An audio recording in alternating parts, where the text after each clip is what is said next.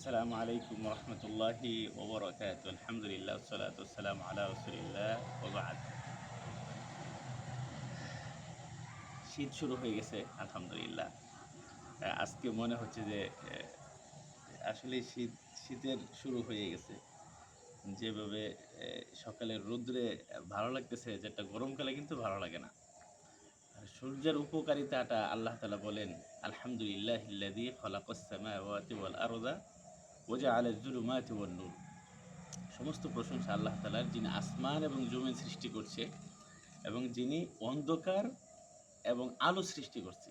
দেখেন, এখন হলো সকাল, প্রায় ৮টার কাছাকাছি। রাত গেল অন্ধকার, আবার দিন এলো আলো আল্লাহ তাআলা দিয়ে দিয়েছেন সূর্যের মাধ্যমে। সুবহানাল্লাহ।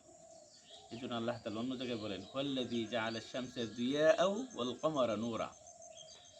যে তিনি হুয়াল্লাযী জাআলা আশ-শামসা দিয়াআও, তিনি সূর্যকে করেছেন দীপ্তিময় এবং চন্দ্রকে করেছেন আলোকময়।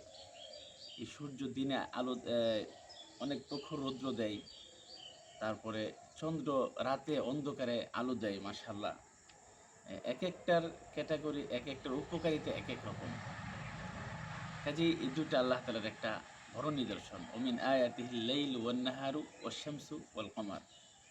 যে আল্লাহ তাআলা বলেন তার নিদর্শনের মধ্যে হলো রাত, দিন, সূর্য এবং চন্দ্র।